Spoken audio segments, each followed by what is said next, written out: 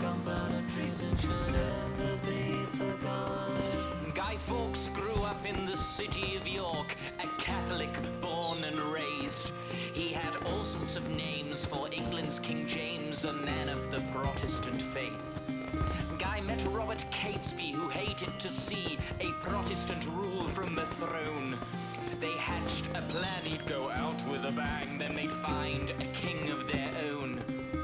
Catesby and Fawkes and their other cohorts plotted to axe those in power. Under the floors of the House of Lords they hid barrels full of gunpowder. They should have known better. Someone sent a letter that warned of what they had planned. Fawkes was soon caught, the plot came to naught, and Guy was soon known across the land. Fawkes paid the price for the violence and vice, and King James continued his reign. He pledged to remember the 5th of November and see it wouldn't happen again. So this bonfire night, as the fireworks take flight, think how differently things could have gone. If Guy hadn't been found with the barrels underground, who knows what that blast might have done.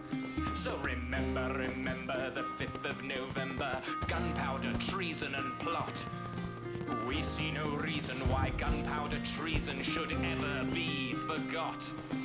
Remember, remember the 5th of November, gunpowder treason and plot. We see no reason why gunpowder treason should ever